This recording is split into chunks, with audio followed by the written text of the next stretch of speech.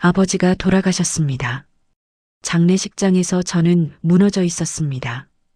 28년을 함께한 남편이 위로해 줄 거라 믿었습니다. 그런데 수연아, 이혼하자. 뭐라고? 당신 아버지 빚 120억. 나는 못 갚아. 그리고 솔직히 말할게. 나 다른 여자 있어. 5년 됐어. 아버지 영정 앞에서 남편은 저를 버렸습니다. 그런데 남편은 몰랐습니다. 제가 숨겨둔 비밀이 있다는 것을요. 수연아, 이건 아빠가 평생 모은 거다. 내 이름으로 해뒀어. 아무한테도 말하지 마라. 이건 내 인생의 마지막 보험이다. 30년 전 아버지가 물려주신 강남 땅. 그 가치는 지금 500억이었습니다. 남편은 저를 빈털터리로 알고 버렸습니다. 하지만 진짜 빈털터리가 될 사람은 누구였을까요? 대체 그 후에 무슨 일이 있었던 걸까요? 잠깐, 본격적인 이야기에 들어가기 전에 이 영상이 궁금하시다면 좋아요와 구독 버튼 꼭 눌러주세요. 알림 설정까지 해주시면 따뜻한 이야기를 가장 먼저 만나보실 수 있습니다. 여러분의 작은 응원이 더 좋은 이야기를 만드는 큰 힘이 됩니다. 그럼 이제 이야기 속으로 들어가 볼까요? 이혼하자. 그 말을 들은 건 아버지 영정 앞이었습니다. 향 연기가 피어오르는 장례식장. 조문객들이 떠난 늦은 밤. 남편 태호가 저를 구석으로 불렀을 때 저는 위로의 말을 기대했습니다. 28년을 함께한 남편이니까요. 그런데 그의 입에서 나온 말은 수연아, 이혼하자. 저는 잘못 들은 줄 알았습니다. 뭐라고? 이혼하자고. 들었잖아. 태호의 눈은 차가웠습니다. 평소에도 차가웠지만 그날따라 더 싸늘하게 느껴졌죠. 지금 이게 무슨 상황이지? 저는 이수연, 올해 52살입니다. 28년 전 24세 태호와 결혼했습니다. 그때 태호는 대기업 신입사원이었고 저는 작은 회사 경리였죠. 수연아, 나랑 결혼하면 평생 행복하게 해줄게. 그 말을 믿었습니다. 진심으로요. 결혼 후 저는 회사를 그만뒀습니다. 태호가 원했거든요. 당신은 집에서 살림만 해. 내가 다 벌어올게. 그래서 28년 동안 전업주부로 살았습니다. 아침마다 도시락을 싸고 저녁마다 따뜻한 밥상을 차리고 딸 유진이를 키우며 오직 가정만을 위해 살았죠. 그런데 언제부터였을까요? 태호가 저를 무시하기 시작한 건 당신이 뭘 알아? 그냥 집이나 지켜. 처음엔 농담인 줄 알았습니다. 아, 알았어. 알았다고. 대충 넘겼죠. 하지만 시간이 지날수록 심해졌습니다. 당신은 사회생활을 안 해봐서 몰라. 집에만 있으니까 세상 물정을 모르지. 내가 얼마나 벌어오는데 당신이 뭘 안다고 참견이야? 참았습니다. 아이를 위해서, 가정을 위해서. 그래, 바깥일이 힘드니까 저러겠지. 내가 참으면 되지. 28년 동안 그렇게 생각했습니다. 그런데 오늘 아버지 장례식장에서 이 남자가 이혼을 요구하다니요. 태호야, 지금 무슨 소리야? 아버지 돌아가셨는데. 그러니까 지금 말하는 거야. 태호가 한숨을 쉬었습니다. 장인어른 빚 알아? 빚? 무슨 빚? 120억이야. 순간 머리가 하얘졌습니다. 뭐라고? 120억? 그래. 장인어른이 30년 전에 친구 사업 보증 섰다가 그게 이자 붙어서 120억이 된 거야. 믿을 수 없었습니다. 아버지는 평생 작은 철물점을 운영하셨습니다. 부자는 아니었지만 빚이 있다는 말은 한 번도 하신 적이 없었거든요. 그거 진짜야? 내가 왜 거짓말을 해? 오늘 채권자들한테 연락 왔어. 상속인한테 빚 갚으라고. 태호가 저를 똑바로 봤습니다. 수연아, 솔직히 말할게. 나 그 빚 못 갚아. 갚을 생각도 없고. 그럼 어떻게 하자는 거야? 이혼하면 당신 빚이지. 내 빚이 아니잖아. 이 사람이. 지금 저는 믿을 수 없었습니다. 28년을 함께한 남편이 아버지 장례식 날 빚 때문에 이혼하자고요? 태호야, 우리 28년을 같이 살았어. 그런데 이렇게 28년이 뭐 어때서? 솔직히 말할게. 태호가 코웃음을 쳤습니다. 나 다른 여자 있어. 그 순간 숨이 멎었습니다. 뭐라고? 5년 됐어. 이름은 김미정. 내 회사 직원이었어. 태호는 담담하게 말했습니다. 마치 날씨 얘기하듯이요. 솔직히 당신이랑은 오래전에 끝났어. 그냥 체면 때문에 유지한 거지. 이번 기회에 깔끔하게 정리하자. 당신은 빚 120억 안고 가고 나는 내 갈 길 가고. 저는 아무 말도 할 수 없었습니다. 28년이 무너지는 소리가 들렸습니다. 이게 현실이야? 아버지 영정 사진이 저를 바라보고 있었습니다. 웃고 계신 아버지. 그 앞에서 남편은 저를 버렸습니다. 대답해. 이혼할 거야, 말 거야? 태호가 재촉했습니다. 저는 고개를 들어 그를 봤습니다. 28년 전 결혼하자고 무릎 꿇던 그 남자. 평생 행복하게 해줄게라고 했던 그 남자. 지금은 차갑게 이혼을 요구하고 있었습니다. 알았어. 저는 조용히 말했습니다. 뭐? 이혼하자고. 알았다고. 태호의 눈이 커졌습니다. 제가 순순히 받아들일 줄 몰랐나 봅니다. 진짜? 이렇게 쉽게? 28년이 쉬워? 저는 그를 똑바로 봤습니다. 그냥 더 이상 매달리기 싫어서 그래. 두고 봐. 정태호. 속으로 그렇게 생각했습니다. 내가 평생 후회하게 만들어줄 테니까. 왜냐하면 저에게는 비밀이 있었거든요.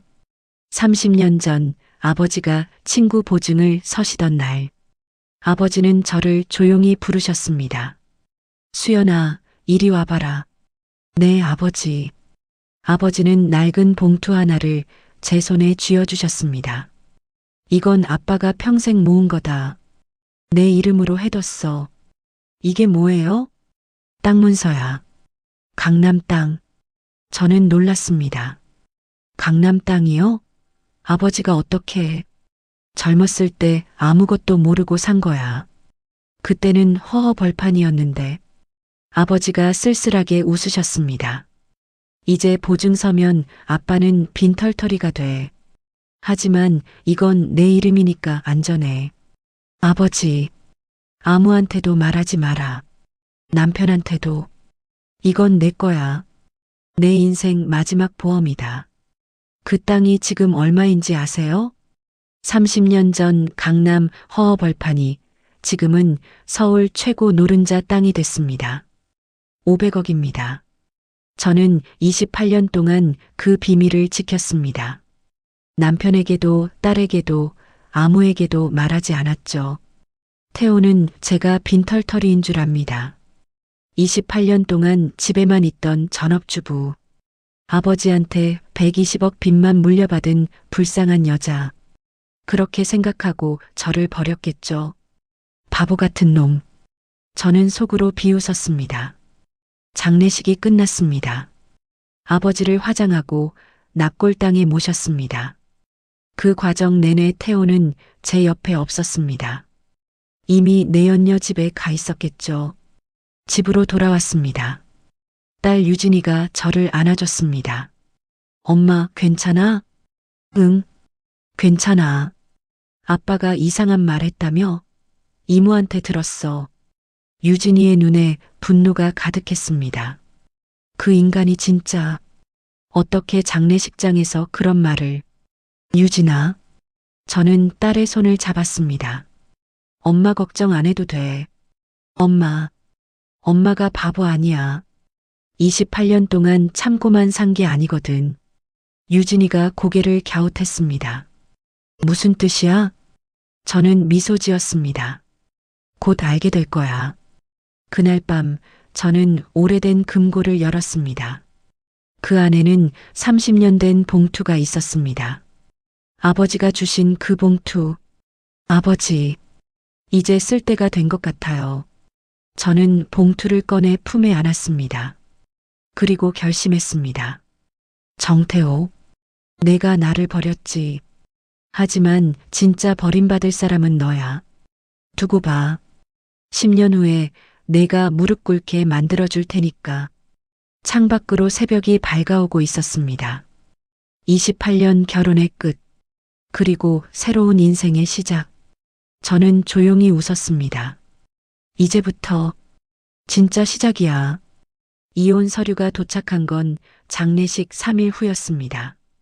태호는 정말 빠르게 움직였더군요. 변호사까지 선임해서 서류를 보내왔습니다. 빠르네. 저는 쓴웃음을 지었습니다. 28년 결혼 생활을 정리하는데 고작 3일. 그래, 너한테 나는 그 정도였구나. 서류를 펼쳐봤습니다. 재산 분할 항목이 있었습니다. 아파트 남편 단독 명의, 자동차 2대 남편 단독 명의, 퇴직연금 남편 단독 명의, 예금 남편 단독 명의, 그리고 맨 아래에 이렇게 적혀 있었습니다. 아내 측 재산 없음. 저는 그 글자를 한참 바라봤습니다. 28년 동안 새벽같이 일어나 밥을 차렸습니다. 아이를 키우고 집안을 돌보고 남편 뒷바라지를 했습니다. 그런데 내 재산은 없음이라고요? 그래, 너는 그렇게 생각하겠지. 속으로 비웃었습니다. 500억이 없음인지. 두고 보자. 그날 저녁 태호가 집에 왔습니다. 짐을 싸러 온 거였죠. 서류 받았지? 사인해. 인사도 없이 그 말부터 했습니다. 저는 소파에 앉아 그를 바라봤습니다. 급하네. 뭐가 급해? 어차피 끝난 거잖아. 태호가 옷가지를 캐리어에 쑤셔 넣으며 말했습니다. 빨리 정리하고 각자 갈 길 가자. 태호야. 왜? 그 여자 김미정이라고 했지? 태호의 손이 멈췄습니다. 그래서 예뻐? 태호가 저를 봤습니다. 뭔가 경계하는 눈빛이었죠. 왜 물어? 그냥 궁금해서. 5년이나 바람 피웠으면 대단한 여자겠다 싶어서. 태호가 코웃음을 쳤습니다. 당신보다는 낫지. 그 말에 가슴이 찔렸습니다. 하지만 티를 내지 않았습니다. 그래, 잘 됐네. 뭐가 잘 됐어? 저는 담담하게 말했습니다. 가서 잘 살아. 왜 이렇게 순순해? 원래 당신 성격 아니잖아. 사람이 변한 거지. 28년 살면서 깨달은 게 있어. 안 되는 건 붙잡아도 안 된다는 거. 저는 일어서서 창밖을 바라봤습니다. 짐 다 쌌으면. 태호가 캐리어를 끌고 현관으로 향했습니다. 문을 열기 전 그가 뒤돌아봤습니다. 수연아, 그래도 28년 고마웠어. 고맙다고? 속에서 불이 났습니다. 28년 무시하고 바람 피우고 장례식장에서 이혼 통보하고 그게 고마운 거야? 하지만 참았습니다. 그래, 나도. 태호가 문을 닫고 나갔습니다. 발소리가 점점 멀어졌습니다. 저는 닫힌 문을 한참 바라봤습니다. 그리고 조용히 주먹을 쥐었습니다. 두고 봐. 정태호, 내가 얼마나 큰 실수를 한 건지 보여줄 테니까. 다음 날 아침, 저는 변호사를 찾아갔습니다. 이혼 전문 박 변호사, 유명한 사람이라고 들었습니다. 이수연 씨 맞으시죠? 네. 사연 들었습니다. 참 안타깝네요. 박 변호사가 서류를 넘기며 말했습니다. 남편 측에서 보낸 이혼 서류 받습니다. 어떻게 생각하세요? 솔직히요? 박 변호사가 안경을 고쳐 썼습니다. 남편 쪽에서 아주 치밀하게 준비했더군요. 재산은 전부 본인 명의로 돌려놓고 아내 측 재산은 없음으로 처리하고. 그렇죠. 게다가 장인어른 빚 120억. 이건 상속 포기 안 하시면 고스란히 이수연 씨 몫입니다. 저는 고개를 끄덕였습니다. 알고 있어요.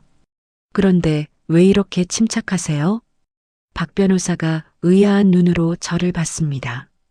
보통 이런 상황이면 많이 무너지시거든요. 저는 미소 지었습니다. 변호사님, 제가 보여드릴 게 있어요. 저는 가방에서 낡은 봉투를 꺼냈습니다. 30년 된 그 봉투. 이게 뭡니까? 땅 문서예요. 땅 문서요? 박 변호사가 봉투를 열었습니다. 서류를 확인하는 그의 눈이 점점 커졌습니다. 이게 진짜입니까? 네. 강남. 이 위치가. 박 변호사가 저를 봤습니다. 이거 시가로 얼마인지 아세요? 대충은요. 500억입니다. 최소 500억. 박 변호사가 서류를 다시 들여다봤습니다. 명의가 이수연. 30년 전에 증여받으신 거네요. 네. 아버지가 주셨어요. 남편은 이거 모르죠? 네. 아무도 몰라요. 30년 동안 비밀로 했으니까요. 박 변호사가 한참 침묵했습니다. 그리고 천천히 웃기 시작했습니다. 이수연 씨. 네. 지금 남편분이 엄청난 실수를 하고 있는 거 아세요? 알죠. 500억 재산가를 빈털터리로 알고 버린 거잖아요. 박 변호사가 고개를 저었습니다. 세상에, 이런 경우는 처음 봅니다. 저는 차분하게 말했습니다. 변호사님, 제가 원하는 건 하나예요. 말씀하세요. 이혼은 해줄 거예요. 더 이상 저 남자랑 살고 싶지 않으니까. 네. 하지만 제 재산은 한 푼도 안 줄 겁니다. 물론이죠. 이건 이수연 씨 명의니까 남편이 손댈 수 없어요. 그리고요. 저는 눈을 가늘게 떴습니다. 저 남자가 나중에 후회하게 만들고 싶어요. 후회요? 지금은 자기가 잘났다고 생각하겠죠. 빈털터리 마누라 버리고 젊은 여자한테 갔으니까. 하지만 10년 후에 무릎 꿇게 만들 거예요. 박 변호사가 웃었습니다. 어떻게요? 아직은 비밀이에요. 하지만 분명히 그렇게 될 거예요. 왜 그렇게 확신하세요? 저는 창밖을 바라봤습니다. 저 남자 성격을 28년 동안 봤거든요. 욕심 많고 허영심 많고 결국은 무너질 사람이에요. 저는 그냥 기다리면 돼요. 조용히. 박 변호사가 고개를 끄덕였습니다. 알겠습니다. 이수연 씨 뜻대로 진행하죠. 감사합니다. 그리고 장인어른 빚 120억. 이건 어떻게 하실 겁니까? 저는 잠시 생각했습니다. 갚을 거예요. 네. 120억을요? 네. 제 땅 일부를 처분하면 되니까요. 하지만 그럴 필요 없이 상속 포기하시면. 아니요. 저는 고개를 저었습니다. 아버지 빚이에요. 제가 갚아야죠. 아버지가 평생 짊어지셨던 짐이에요. 그 빚 때문에 얼마나 힘드셨을까. 저한테 말도 못하시고 눈물이 날 것 같았지만 참았습니다. 아버지 명예를 지켜드리고 싶어요. 그게 제가 할 수 있는 마지막 효도예요. 박 변호사가 고개를 숙였습니다. 존경스럽습니다. 일주일 후 이혼이 성립됐습니다. 태호는 끝까지 의기양양했습니다. 잘 살아. 빚 잘 갚고. 비웃는 투로 그렇게 말하더군요. 저는 대답하지 않았습니다. 그냥 웃었습니다. 그래, 넌 그렇게 생각하겠지. 빈털터리가 빚 120억 안고 비참하게 살 거라고. 두고 봐. 10년 후에 누가 비참해지는지. 이혼 후 저는 조용히 움직이기 시작했습니다. 먼저 아버지 빚 120억을 갚았습니다. 땅 일부를 처분해서요. 채권자들은 놀랐습니다. 이걸 어떻게 한 번에 갚으시다니. 아버지 명의예요. 당연히 갚아야죠. 그리고 남은 재산으로 새 출발을 준비했습니다. 작은 사업을 시작했습니다. 부동산 임대업. 제 땅에 건물을 짓고 임대를 놓았습니다. 이제부터 내 인생이야. 28년 동안 숨죽이고 살았지만 이제는 달라. 딸 유진이가 저를 보며 말했습니다. 엄마, 진짜 달라졌어. 그래? 응. 눈빛이 달라. 뭔가 살아있는 느낌? 저는 웃었습니다. 28년 만에 숨 쉬는 기분이야. 아빠가 진짜 바보지. 이런 엄마를 버리다니. 곧 알게 될 거야. 자기가 뭘 잃었는지. 창밖으로 해가 지고 있었습니다. 새로운 인생의 첫 장이 시작됐습니다. 저는 조용히 다짐했습니다. 기다려. 정태호. 10년이 걸리든 20년이 걸리든 내가 무릎 꿇는 날이 올 테니까. 그리고 그날이 오면 저는 그때 웃을 겁니다. 이혼 후 1년이 지났습니다. 저는 완전히 다른 사람이 됐습니다. 28년 동안 집이나 지켜라는 말을 들으며 살았던 전업주부. 이제는 건물주가 됐습니다. 강남 땅에 15층짜리 오피스 빌딩을 지었거든요. 사장님, 이번 달 임대 수익입니다. 직원이 서류를 건넸습니다. 월 임대 수익 8억 원. 8억. 저는 숫자를 보며 피식 웃었습니다. 태호가 대기업 임원으로 30년 일해서 번 돈보다 제가 한 달에 버는 돈이 더 많았습니다. 그 남자가 이걸 알면 어떤 표정을 지을까? 상상만 해도 통쾌했습니다. 하지만 저는 조용히 지냈습니다. SNS도 안 하고 언론 인터뷰도 안 하고 그냥 묵묵히 사업만 했습니다. 왜냐고요? 아직 때가 아니었으니까요. 천천히. 서두르지 마. 정태호가 스스로 무너질 때까지 기다리자. 그리고 소식이 들려오기 시작했습니다. 태호에 대한 소식이요. 딸 유진이가 알려줬습니다. 엄마 아빠 소식 들었어? 아니. 뭔데? 회사에서 잘렸대. 잘렸다고? 응. 구조조정 당했대. 임원이었는데 잘렸어. 저는 놀라지 않았습니다. 예상했거든요. 태호는 능력보다 정치력으로 올라간 사람이었습니다. 회사가 어려워지면 제일 먼저 잘리는 타입이죠. 그래서 어떻게 됐대? 사업한다고 하더라. 그 여자, 김미정이랑 같이. 사업. 저는 코웃음이 나왔습니다. 태호는 평생 월급쟁이였습니다. 사업이 뭔지도 모르는 사람이에요. 얼마나 버틸까? 저는 조용히 지켜보기로 했습니다. 2년이 지났습니다. 제 사업은 승승장구했습니다. 오피스 빌딩 하나로 시작해서 이제는 빌딩 3개를 운영하고 있었죠. 총 자산 700억, 연간 수익 100억. 박 변호사가 저를 보며 말했습니다. 이수연 씨, 이제 서울에서도 손꼽히는 자산가세요. 과찬이에요. 아니에요. 3년 만에 이 정도면 대단한 겁니다. 박 변호사가 서류를 넘기며 말했습니다. 그리고 전 남편분 소식 들으셨어요? 아니요. 일부러 안 들어요. 그게 박 변호사가 말을 멈췄습니다. 뭔데요? 사업이 망했다고 합니다. 투자한 돈 다 날리고 빚만 수십억 졌다고 하더군요. 저는 아무 말도 하지 않았습니다. 그냥 창밖을 바라봤습니다. 그럴 줄 알았어. 태호는 사업 머리가 없는 사람이었습니다. 돈 관리도 못하고 사람 보는 눈도 없었죠. 아마 김미정이한테 이용당했겠지. 그 여자가 어떤 여자인지 저는 알고 있었거든요. 3년 전 이혼하기 전에 조사했습니다. 김미정. 태호 회사 직원이었지만 사실은 다른 남자도 여러 명 만나고 있었습니다. 돈 많은 남자들만 골라서요. 그 여자가 태호 돈 다 뺏어갔겠네.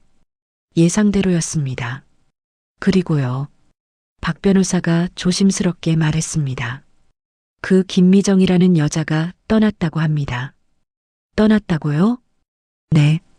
다른 남자 만나서 해외로 갔다고 하더군요. 전 남편분은 지금 혼자라고 합니다. 저는 웃음이 나왔습니다. 꼴 좋다. 28년 함께한 아내를 버리고 5년 만난 내연녀한테 갔더니 그 여자한테 돈 다 뺏기고 버림받았군요. 인과응보라는 게 있긴 하네. 하지만 아직이었습니다.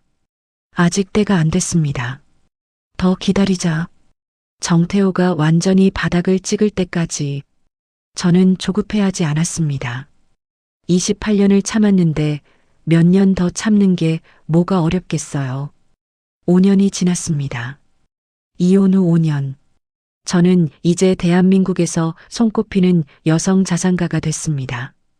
빌딩 5개, 총 자산 1,000억. 각종 경제지에서 인터뷰 요청이 쏟아졌습니다. 50대에 맨손으로 시작해서 1,000억 자산가가 된 비결이 뭡니까? 저는 웃으며 대답했습니다. 맨손은 아니었어요. 아버지가 물려주신 게 있었거든요. 그래도 대단하십니다. 50대 여성으로서 이런 성공을 거두시다니. 그냥 28년 동안 못했던 걸 하고 있을 뿐이에요. 28년이요? 네. 28년 동안 숨죽이고 살았거든요. 이제야 숨 쉬는 기분이에요. 인터뷰 기사가 나갔습니다. 제목은 이랬습니다. 52세 이혼 후 1,000억 자산가 된 여성. 28년 전업주부의 반전 인생.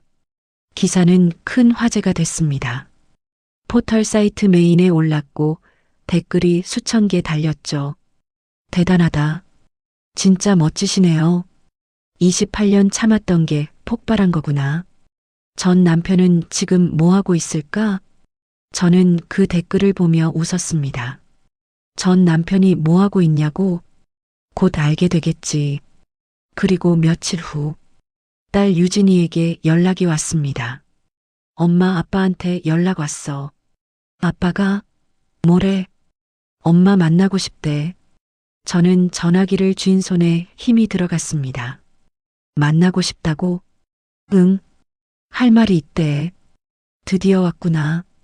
저는 조용히 미소 지었습니다. 5년을 기다렸습니다.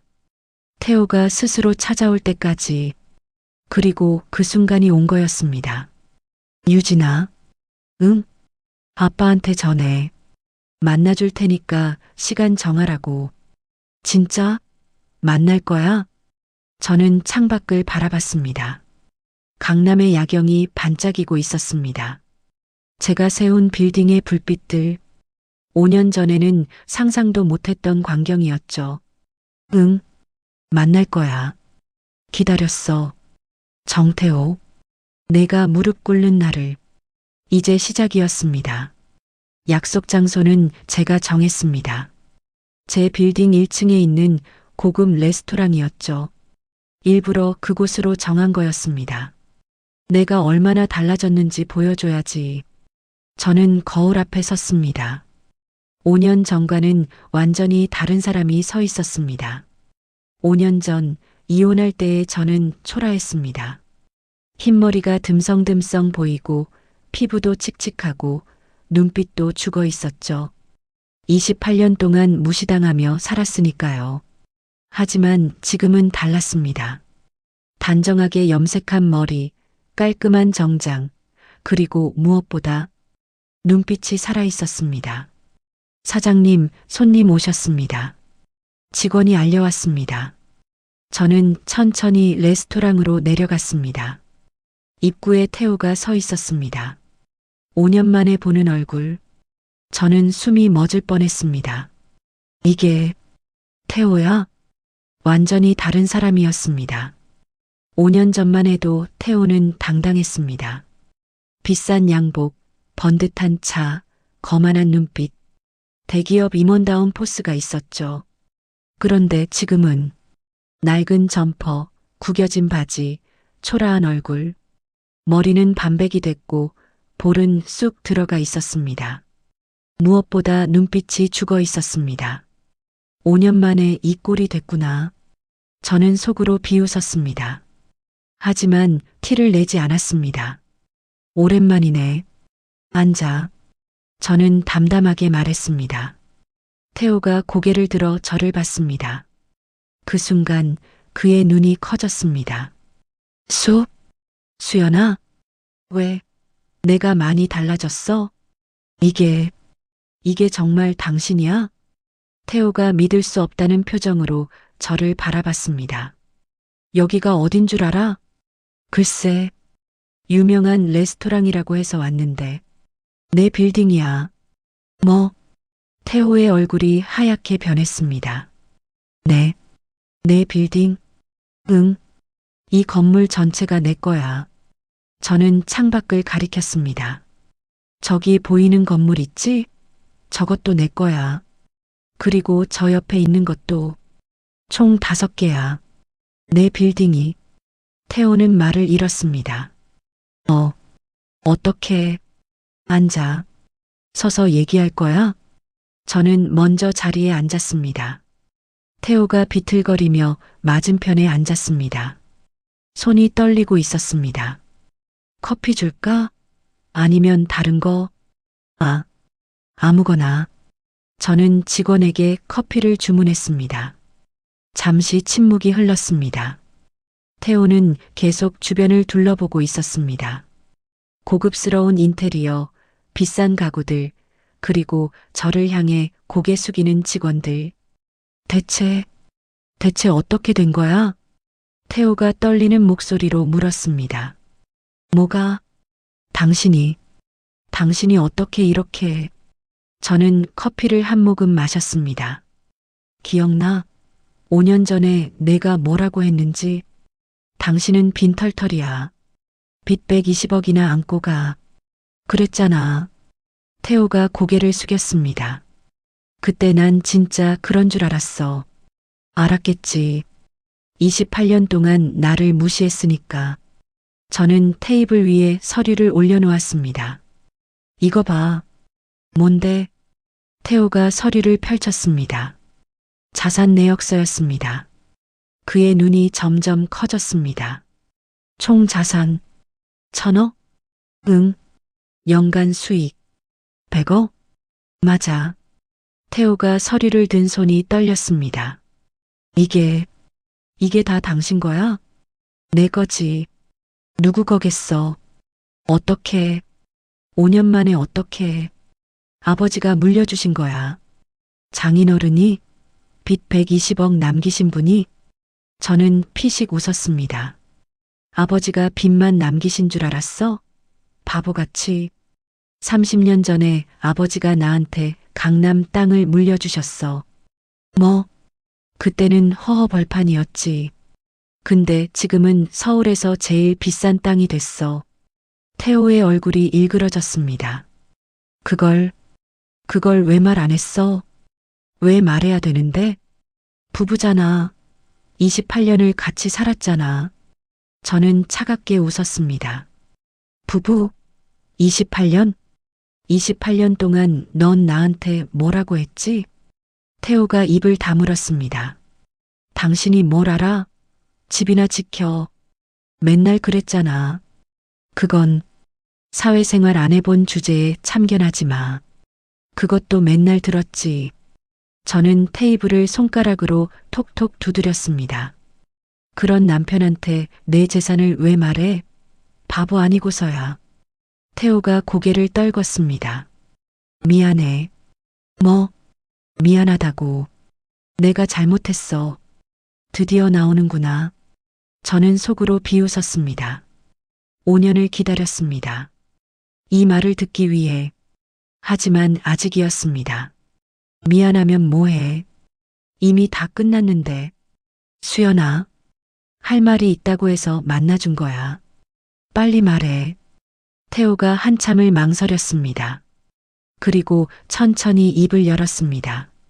돈 좀 빌려줘. 왔다. 예상했던 말이었습니다. 얼마? 50억? 50억? 태호가 고개를 숙였습니다. 사업이 망해서 빚이 50억이야. 그래서 갚을 데가 없어. 사채업자들한테 쫓기고 있어. 그게 나랑 무슨 상관인데? 태호가 저를 봤습니다. 눈에 눈물이 고여 있었습니다. 제발 도와줘. 왜 내가? 우리 28년을 같이 살았잖아. 28년? 저는 코웃음을 쳤습니다. 그 28년 동안 넌 나한테 뭘 했는데? 무시하고 하찮게 여기고 바람 피우고 그리고 아버지 장례식 날 이혼 통보했지. 그건 내가 잘못했어. 잘못한 거 알아? 그럼 됐네. 저는 일어섰습니다. 돈은 못 빌려줘. 돌아가. 수연아. 태호가 갑자기 무릎을 꿇었습니다. 레스토랑에 있던 사람들이 일제히 쳐다봤습니다. 제발 한 번만. 뭐 하는 거야? 일어나. 나 죽게 생겼어. 사채업자들이 협박해. 제발. 저는 그를 내려다봤습니다. 5년 전 장례식장에서 나를 버렸던 남자. 지금은 내 앞에 무릎 꿇고 빌고 있었습니다. 통쾌하다. 그렇게 생각했습니다. 하지만 동시에 이렇게까지 비참해졌구나. 묘한 감정이 올라왔습니다. 일어나. 창피하게. 저는 그를 일으켰습니다. 돈은 생각해 볼게. 정말 생각해 본다고 했지. 빌려준다고 안 했어.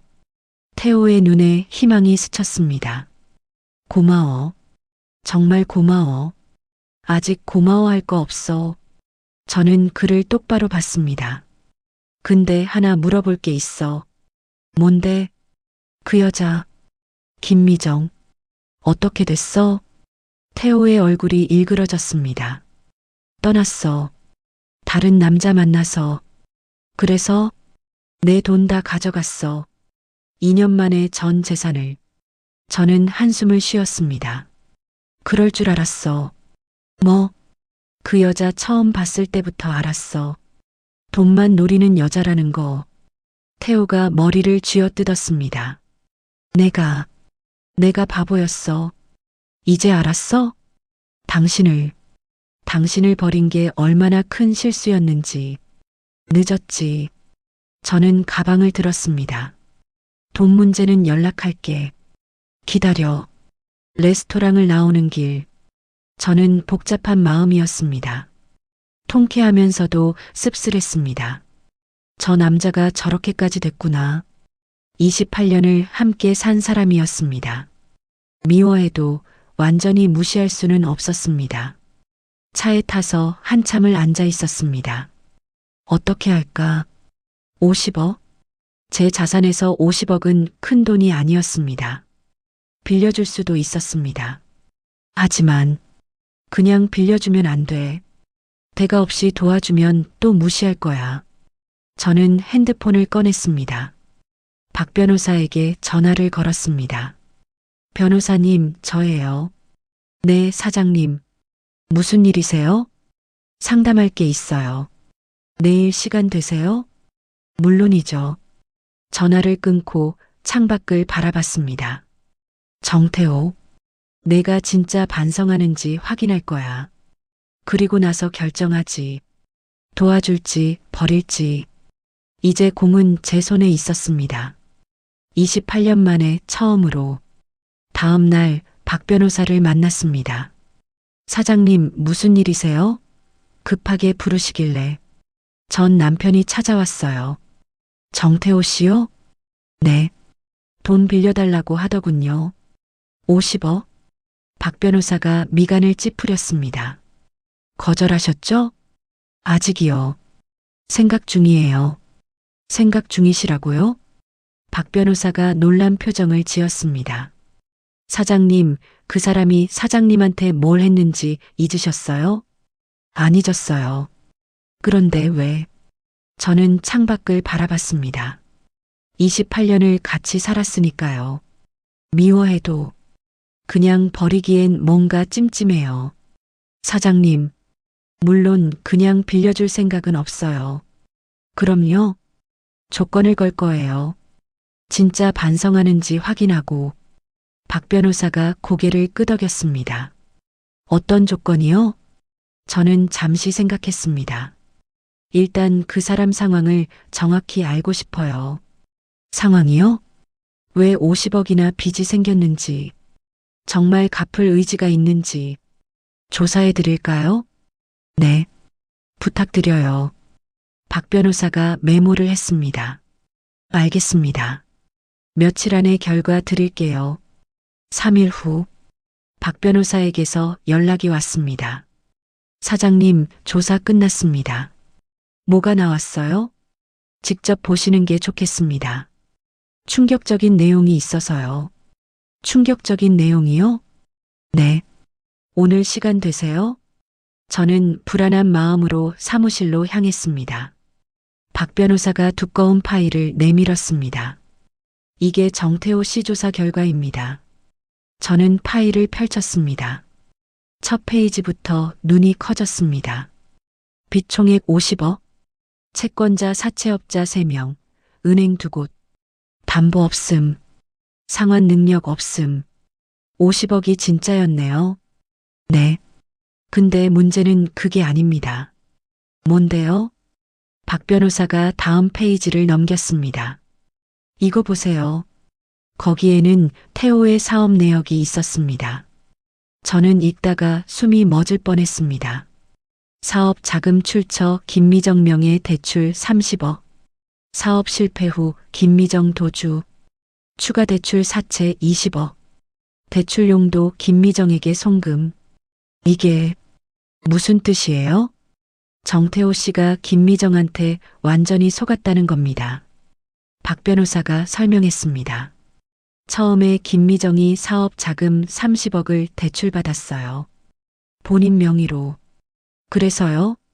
그 돈으로 사업을 시작했는데 1년 만에 망했습니다. 그건 알아요. 문제는 그 다음이에요.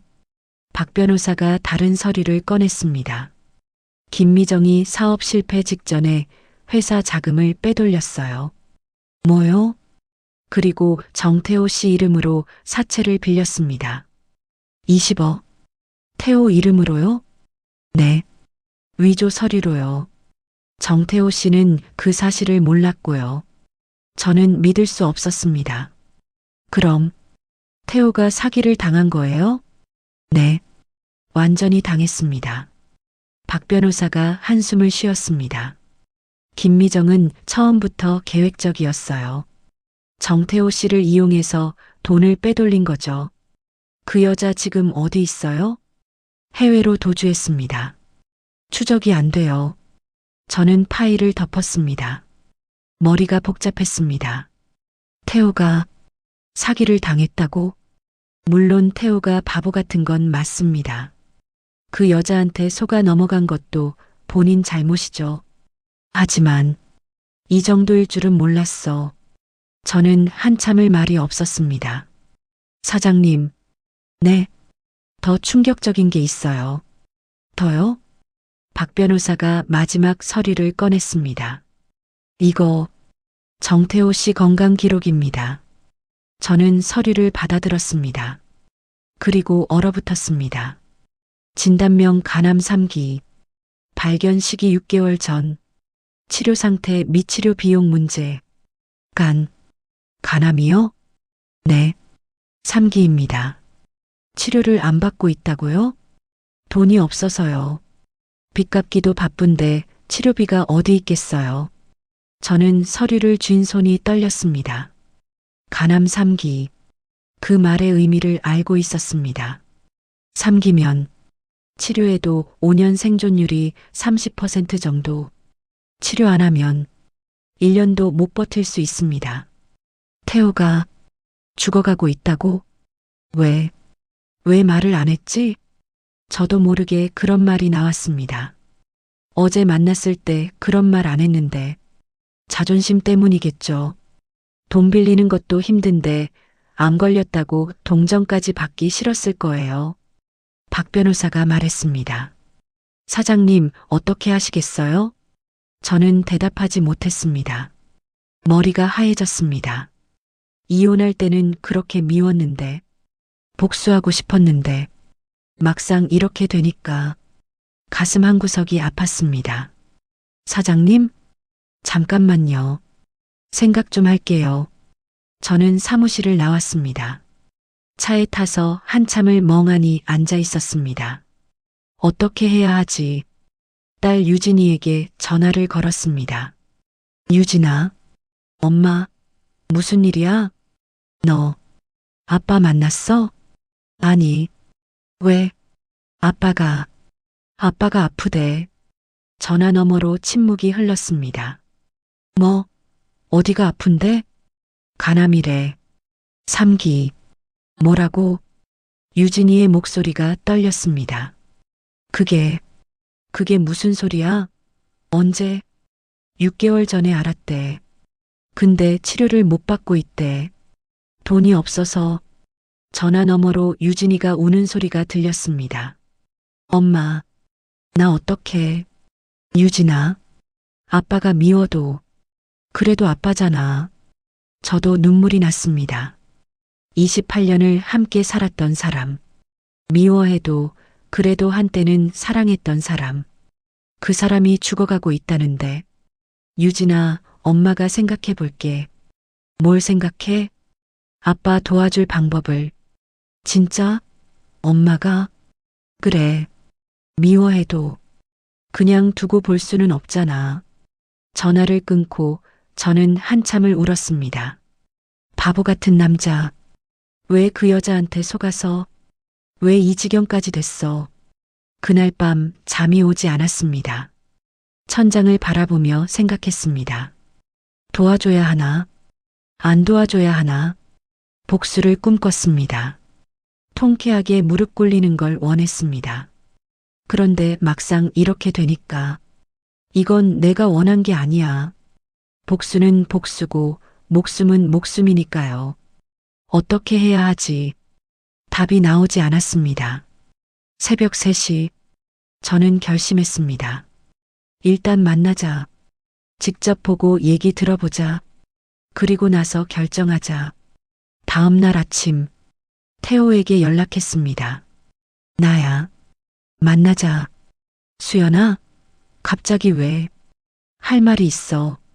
내일 2시, 어제 그 레스토랑으로 와. 알았어. 전화를 끊고 창밖을 바라봤습니다. 정태호, 내가 진짜 어떤 마음인지 내일 확인할 거야. 이제 모든 게 내일 결정될 터였습니다. 다음 날 오후 2시, 레스토랑에서 태호를 기다렸습니다. 어제보다 더 초라한 모습으로 그가 들어왔습니다. 얼굴이 더 야위어 있었습니다. 간암 3기. 그 사실을 알고 보니 그의 모습이 다르게 보였습니다. 앉아. 응. 태호가 맞은편에 앉았습니다. 손이 떨리고 있었습니다. 커피 줄까? 아니, 괜찮아. 그는 고개를 숙인 채 말했습니다. 돈, 결정했어? 저는 대답하지 않았습니다. 대신 다른 질문을 했습니다. 태호야, 응? 나한테 숨기는 거 없어? 태호의 눈이 흔들렸습니다. 숨기는 거? 뭘? 몸. 어디 아픈 거 없냐고. 태호가 얼어붙었습니다. 그게 무슨 간암 3기라며. 그 말에 태호의 얼굴이 하얗게 변했습니다. 어떻게 알았어? 내가 조사했어. 저는 그를 똑바로 봤습니다. 왜 말 안 했어? 태호가 한참 동안 말이 없었습니다. 그러다 천천히 입을 열었습니다. 말해서 뭐해? 뭐? 당신한테 돈 빌리는 것도 창피한데 아프다고까지 말하면. 태호가 쓰게 웃었습니다. 동정받는 것 같잖아. 그건 싫었어. 그래서 치료도 안 받고 있어? 돈이 없어서 그래. 치료비가 얼마인데? 얼마인데? 수술비만 2억이야. 항암까지 하면 5억은 넘어. 태호가 고개를 떨궜습니다. 빚 50억에 치료비 5억. 어차피 못 갚아. 그냥 죽는 게 나아. 그 말에 저는 화가 났습니다. 뭐, 죽는 게 나아? 그게 무슨 개소리야. 태호가 고개를 들었습니다. 눈에 눈물이 고여 있었습니다. 수연아, 나 이제 할 수 있는 게 없어. 28년 전에 당신한테 결혼하자고 할 때 나는 자신 있었어. 대기업 임원 되고 돈 많이 벌고 당신 행복하게 해줄 수 있다고 생각했지. 태호의 목소리가 떨렸습니다. 근데 어디서부터 잘못된 건지 모르겠어. 욕심 부리다가 전부 잃었어. 당신도 딸도 돈도 건강도. 지금 후회해? 저는 조용히 물었습니다. 후회하냐고. 태호가 눈물을 닦았습니다. 매일 해. 매일 밤 잠이 안 와. 뭐가 제일 후회돼? 다. 태호가 저를 봤습니다. 제일 후회되는 건 당신한테 못되게 군 거야. 28년 동안 당신이 얼마나 힘들었을지. 이제야 알겠어. 집에서 혼자 아이 키우고 살림하고 나 뒷바라지하고 그런 당신한테 나는 뭐라고 했지? 집이나 지켜라고 했지. 태호가 이를 악물었습니다. 내가 미친놈이었어. 진짜. 저는 아무 말도 하지 않았습니다. 그냥 그의 말을 들었습니다. 김미정 만난 것도 후회해. 그년이 날 이용한 건 알아. 처음부터 끝까지. 근데 그건 내 잘못이야. 내가 바보같이 속아 넘어간 거지. 태호가 한숨을 쉬었습니다. 모든 게 내 잘못이야. 그래서 저는 차갑게 물었습니다. 후회하면 뭐 어쩌자는 거야? 돈 빌려달라고? 치료비도 내달라고? 태호가 고개를 저었습니다. 아니, 그런 거 아니야. 그럼 태호가 천천히 일어났습니다. 그리고 제 앞에 무릎을 꿇었습니다. 미안해. 28년 동안 미안했다고. 그 말이 하고 싶었어. 그의 어깨가 떨리고 있었습니다. 돈은 됐어. 안 빌려줘도 돼.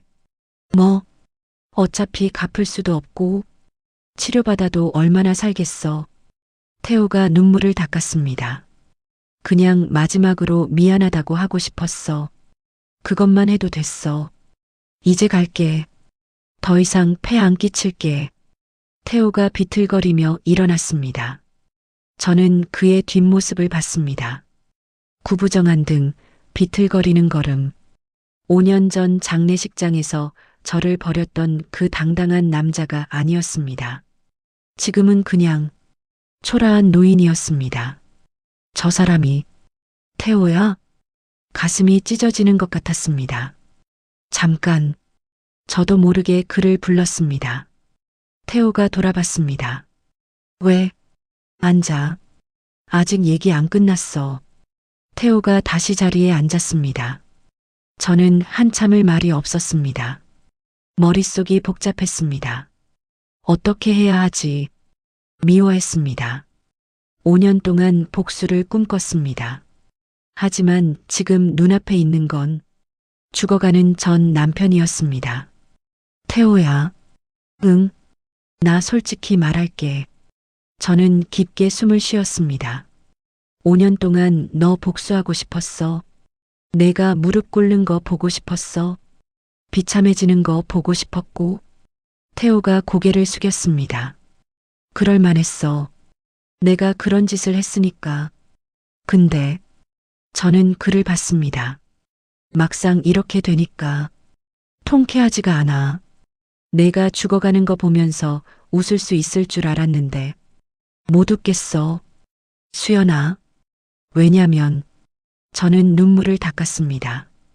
28년을 같이 살았으니까 미워해도 그게 없어지지가 않아. 태호가 울기 시작했습니다. 미안해. 정말 미안해. 울지 마. 듣기 싫어. 저는 가방에서 서류를 꺼냈습니다. 이거 봐. 태호가 서류를 받아들었습니다. 눈이 커졌습니다. 이게 뭐야? 치료비야. 5억. 뭐? 내가 낼게. 치료받아. 태호가 믿을 수 없다는 표정으로 저를 봤습니다. 왜? 왜 이래? 뭐가? 나한테 왜 이렇게까지 해? 내가 뭘 했다고. 아무것도 안 했지. 오히려 나쁜 짓만 했지. 저는 담담하게 말했습니다. 그래도 딸 아버지잖아. 유진이 아빠잖아. 유진이가 아빠 없이 살게 할 수는 없어. 태호가 무너졌습니다. 테이블에 엎드려 울기 시작했습니다. 고마워. 정말 고마워. 고마워하지 마. 유진이 때문이야. 내 때문 아니고. 그래도 저는 창밖을 바라봤습니다. 눈물이 흘렀지만 닦지 않았습니다. 이게 맞는 걸까? 모르겠습니다. 복수를 포기한 건지 용서를 한 건지 아니면 그냥 28년의 정 때문인지. 하지만 확실한 건 하나 있었습니다. 저 사람을 죽게 내버려 둘 수는 없어. 그건 복수가 아니라 살인이니까요. 태호야. 응. 치료 끝나면 빚도 정리해 줄게. 뭐? 50억? 내가 갚아줄게. 태호가 고개를 들었습니다. 그건 안 돼. 조건이 있어. 조건? 치료 끝나고 건강해지면 다시 일해. 그리고 천천히 갚아. 평생 걸려도 괜찮아. 저는 그를 똑바로 봤습니다. 다시 인간답게 살아. 그게 조건이야. 태호가 말을 잇지 못했습니다. 할 수 있어? 대답해. 할 수 있냐고. 태호가 눈물을 닦았습니다. 그리고 천천히 고개를 끄덕였습니다. 할게. 꼭 할게. 약속이야. 응. 약속할게. 저는 일어섰습니다. 내일 병원 가. 내가 다 준비해 놓을 테니까. 수연아. 그리고 저는 마지막으로 그를 봤습니다. 유진이한테 연락해. 딸이 아빠 보고 싶어 해. 태호가 다시 울음을 터뜨렸습니다. 저는 돌아서서 레스토랑을 나왔습니다. 밖으로 나오자 찬 바람이 불었습니다. 저는 하늘을 올려다봤습니다. 아버지, 제가 잘하고 있는 거 맞죠? 대답은 없었습니다. 하지만 마음은 조금 편해졌습니다. 이제 진짜 끝내자. 28년의 원망을. 그리고 새로 시작하자. 태호의 수술은 성공적이었습니다. 간암 3기였지만 다행히 전이가 되지 않아서 절제 수술이 가능했습니다. 의사가 말했습니다. 수술은 잘 됐습니다. 항암 치료 받으시면 완치 가능성도 있어요. 저는 안도의 한숨을 쉬었습니다. 다행이다. 병실에 들어갔습니다. 태호가 침대에 누워 있었습니다. 얼굴은 창백했지만 눈빛은 살아 있었습니다. 수연아, 어떻게 느껴? 많이 아프지만 살 것 같아. 태호가 희미하게 웃었습니다. 고마워. 정말. 그만해. 듣기 싫어. 그래도 해야 해. 태호가 제 손을 잡았습니다. 떨리는 손이었습니다. 당신 아니었으면 나 죽었어. 평생 갚을게. 평생. 그때 병실 문이 열렸습니다. 유진이가 들어왔습니다. 아빠. 유진아. 유진이가 태호를 보자마자 눈물을 터뜨렸습니다. 아빠 바보야. 왜 말 안 했어? 아프면서. 유진이가 태호를 안았습니다. 태호도 울기 시작했습니다. 미안해. 미안해, 유진아. 아빠 미워. 정말 미워. 알아. 나도 나 미워.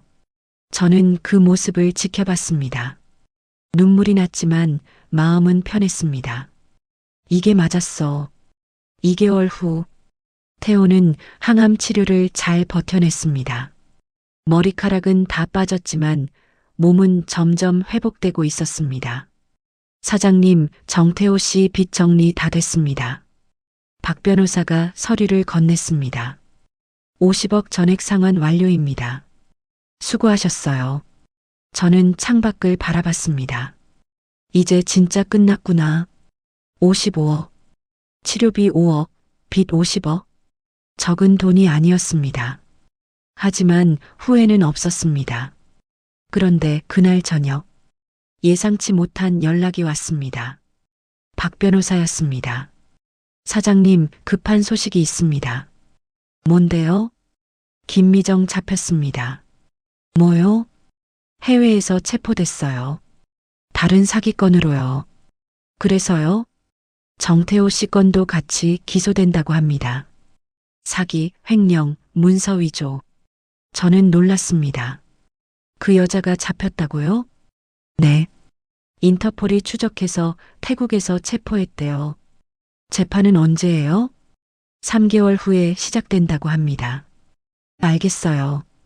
전화를 끊고 저는 한참을 생각했습니다. 김미정. 그 여자 때문에 태호가 망했습니다. 재판에서 뭐가 나올까?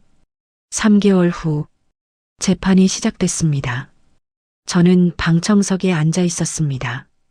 유진이도 함께였습니다. 태호는 증인으로 출석했습니다. 김미정이 피고인석에 앉아 있었습니다. 5년 전 봤을 때와는 완전히 달랐습니다. 그때는 화려하고 당당했는데 지금은 초라한 모습이었습니다. 꼴 좋다. 속으로 비웃었습니다. 검사가 기소 내용을 읽었습니다. 피고인 김미정은 2019년부터 2023년까지 총 15명의 남성을 대상으로 사기를 저질렀습니다. 총 피해액은 120억 원에 달합니다. 방청석이 술렁거렸습니다. 그중 정태호 씨 피해액은 50억 원입니다. 태호가 증인석에 섰습니다. 증인, 피고인과의 관계를 설명해 주세요. 5년 전에 만났습니다. 제 회사 직원이었습니다. 어떻게 사기를 당하셨나요? 태호가 한숨을 쉬었습니다. 처음에는 사업을 같이 하자고 했습니다. 제가 회사에서 나온 직후라 판단력이 흐려져 있었습니다. 그래서요? 그녀가 대출을 받아서 사업 자금을 마련했습니다. 30억이요. 그 돈은 어떻게 됐나요?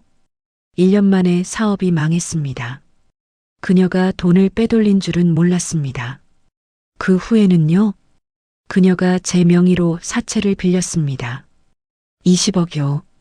증인은 그 사실을 알고 있었나요? 아니요. 나중에 알았습니다.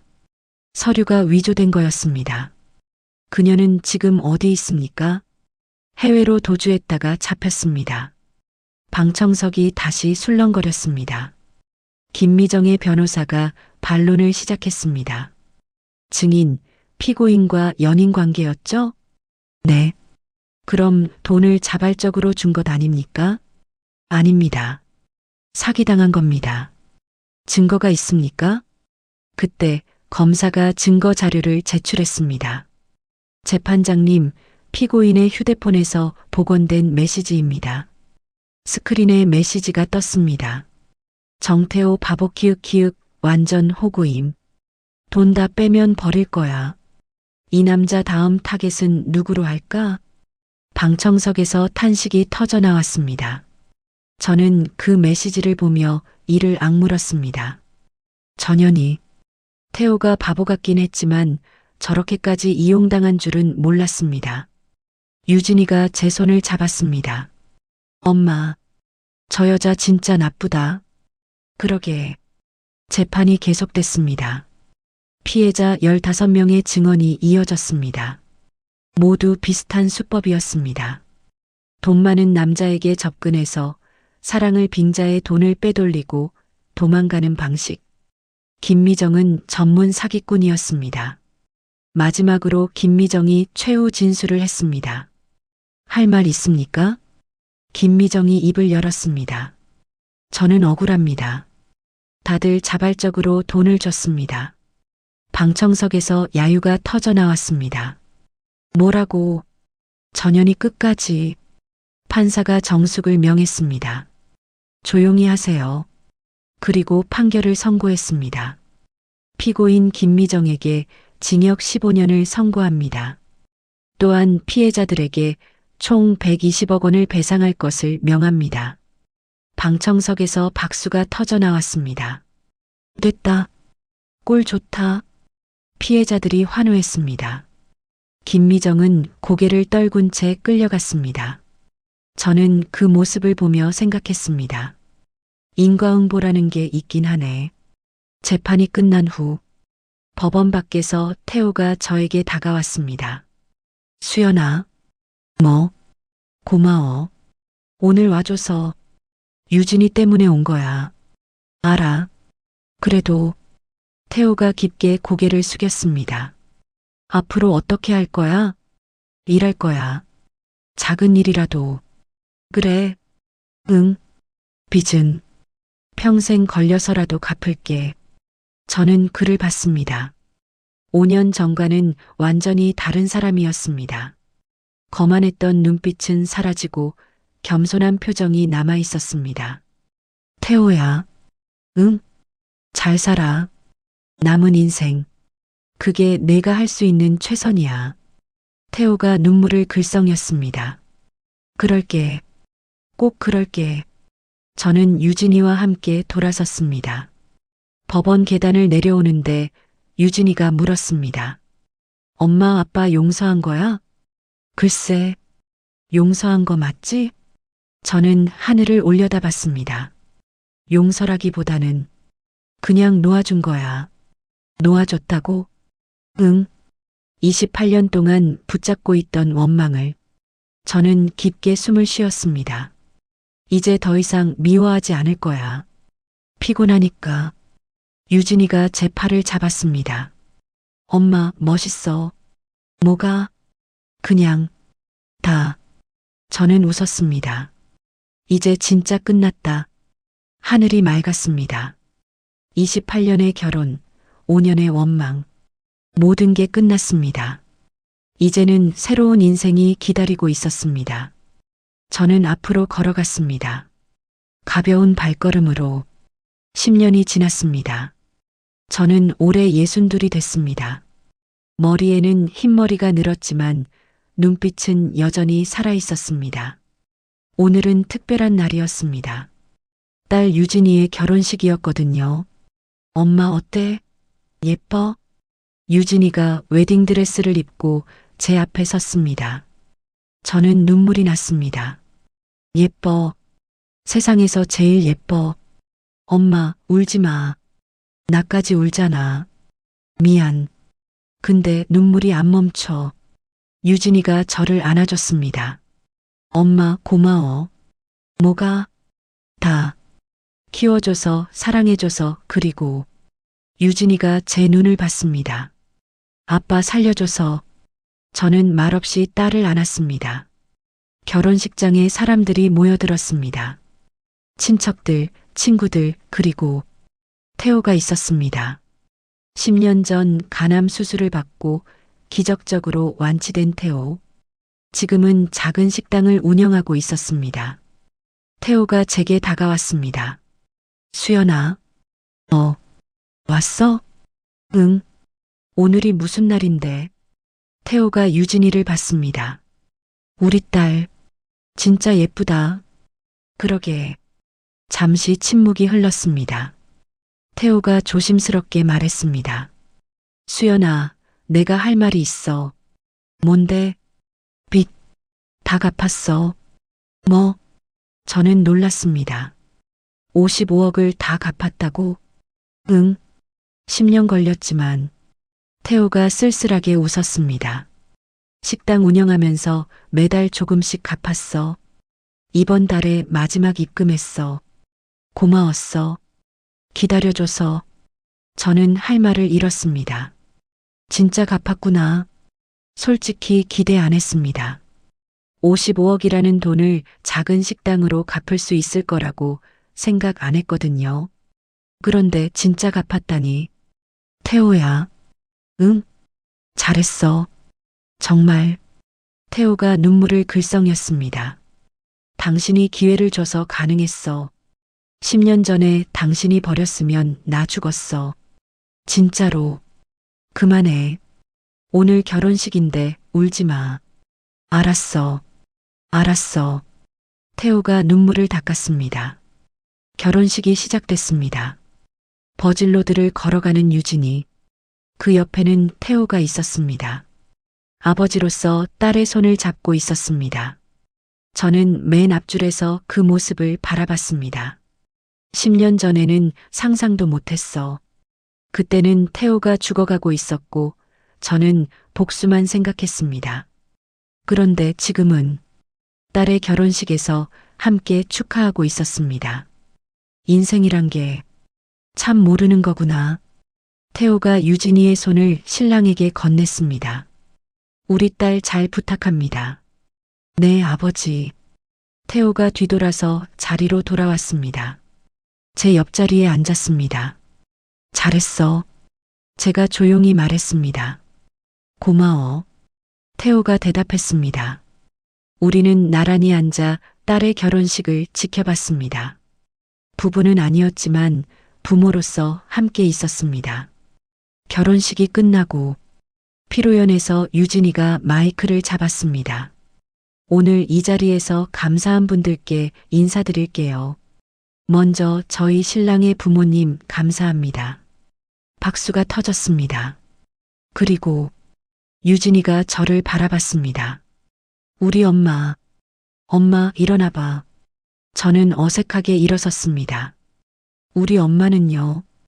유진이의 목소리가 떨렸습니다. 28년 동안 가정을 위해 희생하신 분이에요.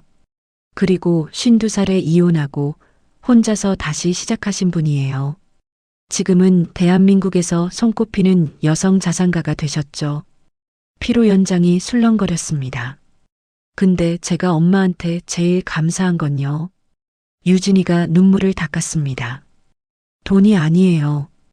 용서하는 법을 알려주신 거예요. 저는 숨이 멎을 것 같았습니다. 10년 전에 아빠가 아팠을 때 엄마는 아빠를 살려줬어요. 미워할 수 있었는데, 버릴 수 있었는데, 그러지 않았어요. 그래서 저는 오늘 아빠 손을 잡고 버질로드를 걸을 수 있었어요. 유진이가 저를 바라봤습니다. 엄마 사랑해요. 정말 사랑해요. 저는 눈물이 멈추지 않았습니다. 옆에서 태호도 울고 있었습니다. 피로 연장 전체가 박수를 쳤습니다. 저는 유진이에게 다가가 딸을 안았습니다. 나도 사랑해. 우리 딸, 엄마, 행복해. 꼭 행복해. 피로연이 끝나고 저는 밖으로 나왔습니다. 밤하늘에 별이 반짝이고 있었습니다. 깊게 숨을 쉬었습니다. 끝났구나. 28년의 결혼, 5년의 원망, 10년의 회복, 총 43년이었습니다. 그리고 오늘 딸이 결혼했습니다. 모든 게 제자리를 찾은 기분이었습니다. 태호가 옆으로 왔습니다. 수연아, 응, 오늘 고마웠어. 뭐가? 내가 옆에 있게 해줘서. 저는 웃었습니다. 유진이 아빠잖아. 당연하지. 잠시 침묵이 흘렀습니다. 태호가 조심스럽게 물었습니다. 앞으로 어떻게 살 거야? 글쎄, 여행이나 다닐까? 좋겠다. 너는? 나는 계속 식당 할 거야. 이제 재미있어. 저는 고개를 끄덕였습니다. 잘 됐네. 수연아. 응? 다음 생에는. 태호가 말을 멈췄습니다. 다음 생에는 뭐? 아니야. 됐어. 저는 그가 무슨 말을 하려 했는지 알았습니다.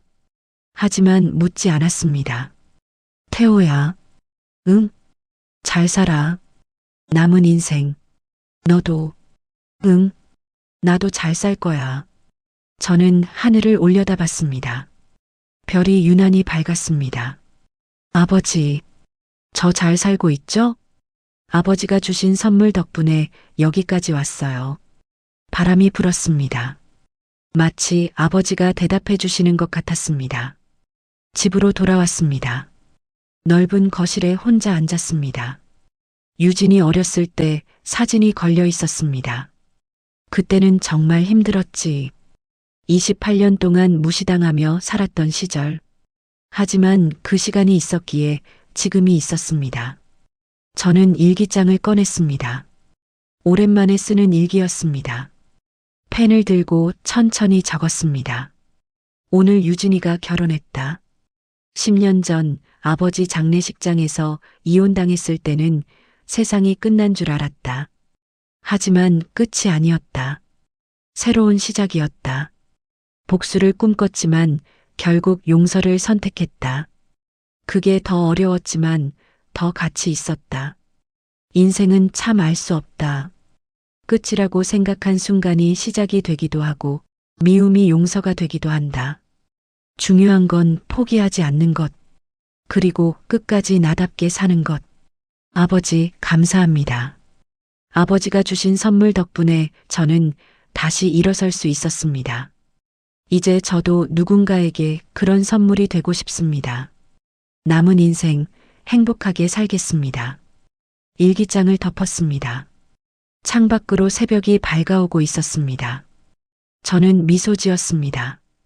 이제 진짜 새로운 시작이야. 62년의 인생. 그중 가장 빛나는 건 지금부터였습니다. 다음 날 아침, 저는 가방을 쌌습니다. 여행을 떠나기로 했거든요. 어디로 갈지는 정하지 않았습니다. 그냥 발길 닿는 대로 공항으로 가는 길, 택시 창문 너머로 서울 풍경이 스쳐 지나갔습니다. 제가 세운 빌딩들도 보였습니다. 잘 있어. 조금 있다 돌아올게. 비행기가 이륙했습니다. 구름 위로 올라가는 순간 저는 눈을 감았습니다. 28년의 무시, 5년의 복수, 10년의 용서, 모든 게 지나갔습니다. 이제는 오직 나를 위한 시간이었습니다. 수연아, 수고했어. 저는 속으로 말했습니다. 앞으로는 행복하게 살자. 비행기 창밖으로 햇살이 쏟아졌습니다. 새로운 하늘이 펼쳐지고 있었습니다. 저는 웃으며 눈을 떴습니다. 이제 시작이야. 아버지 장례식 날 남편이 이혼을 요구했습니다. 10년 후 그가 무릎 꿇은 이유. 세상은 때때로 가혹합니다. 28년을 바친 결혼이 하루아침에 무너지기도 하고 믿었던 사람에게 배신당하기도 합니다. 하지만 끝까지 포기하지 않는다면 반드시 새로운 길이 열립니다. 이수연이 그랬던 것처럼 오늘도 어디선가 힘들게 살아가는 당신에게 이 이야기가 작은 희망이 되길 바랍니다. 당신의 인생은 아직 끝나지 않았습니다. 여러분, 세상은 때때로 가혹합니다. 28년을 바친 결혼이 하루아침에 무너지기도 하고 믿었던 사람에게 배신당하기도 합니다. 하지만 끝까지 포기하지 않는다면 반드시 새로운 길이 열립니다. 이수연이 그랬던 것처럼요. 그리고 때로는 복수보다 용서가 더 큰 힘이 됩니다. 미움을 놓아주는 순간 비로소 진짜 자유가 찾아오니까요. 오늘도 어디선가 힘들게 살아가는 당신에게 이 이야기가 작은 희망이 되길 바랍니다. 당신의 인생은 아직 끝나지 않았습니다. 이 이야기가 마음에 닿았다면 좋아요와 구독으로 응원해주세요. 알림 설정까지 해주시면 따뜻한 이야기를 가장 먼저 만나보실 수 있습니다. 오늘도 끝까지 함께 해주셔서 정말 감사합니다. 다음에도 더 좋은 이야기로 찾아뵙겠습니다. 감사합니다.